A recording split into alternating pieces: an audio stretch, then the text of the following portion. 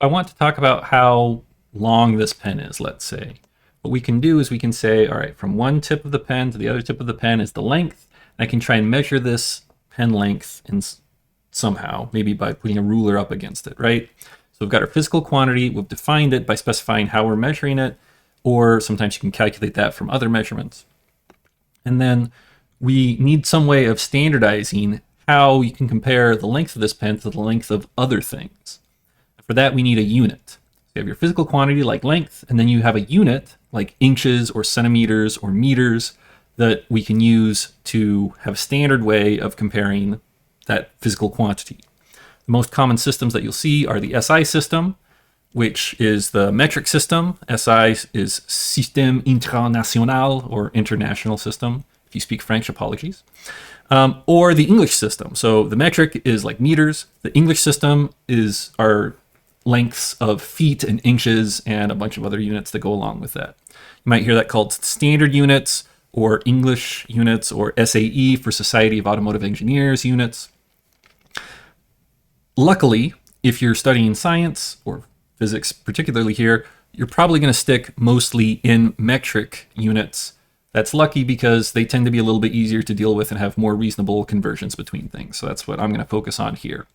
You can see some base quantities, length, mass, and time, and their associated units in the SI system, meters, kilograms, and seconds. That ISQ is International System of Quantities. So base quantities, length, mass, and time are the things we're going to focus on. And there are other base quantities we can care about. So let's consider time. We use base units of seconds, and you can combine those into minutes and years. I guess hours and days are on the way as well.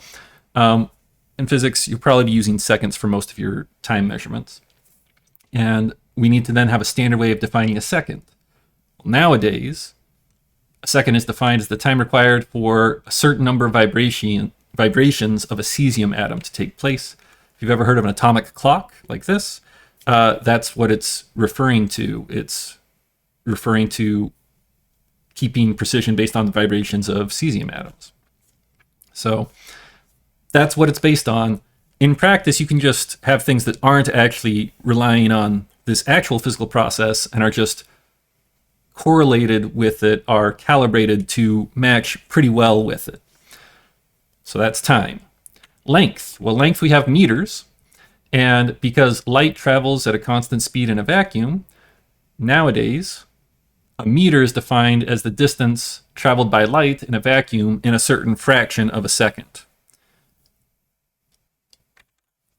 Finally, we have mass. Standard unit of mass for SI system is kilograms. And I'm not even going to describe how it's defined these days because it's a little complicated. It used to have, like, we had a kilogram, that this was the mass of the kilogram as a physical object. It was redefined in terms of this Kibble balance, that when you place a weight on the Kibble balance here, an electrical current is produced that's proportional to Planck's constant, and the kilogram is related to that. All right, so this is, okay, how are these defined? This is how these are defined these days, right? They came from other things, like kilograms are more closely related to, if you think about a certain amount of water, and water has a certain density, a kilogram makes sense in that context. That 1 gram is about a cubic centimeter's worth of water, right? So a kilogram is 1,000 of those. Speaking of which, this K here is a standard prefix. So there are various metric prefixes that are useful, and this is one of the reasons why the metric system is nice, is that if we're going from grams to kilograms, we just use this kilo, and that means 1,000.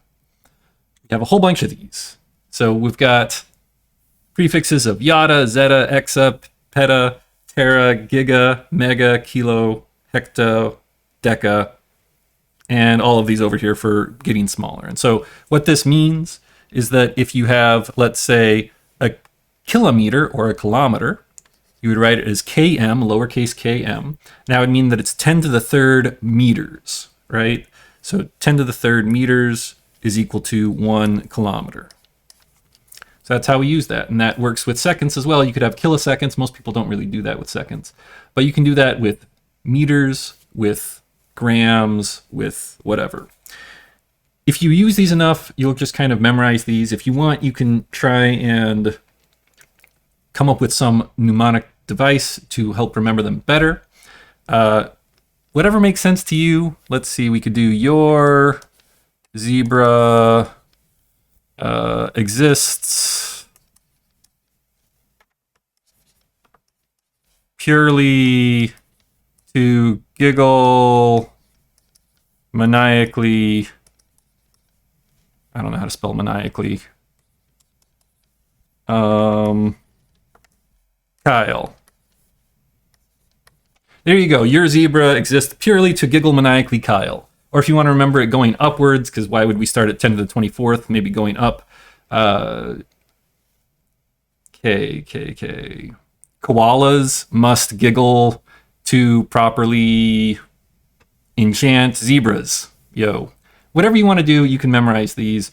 Similarly for over here, I'll point out this is Milla. It's an M. This is micro. That's a mu. So that's a Greek letter mu. It makes the M sound. It looks kind of like an M. It looks kind of like a U. It's kind of in between. So that's your Greek letter mu. That's 10 to the minus 6th. And then nano, pico, femto, atto, etc. So you could do my mouse, because it makes that sound. My mouse nuzzles precociously for attention.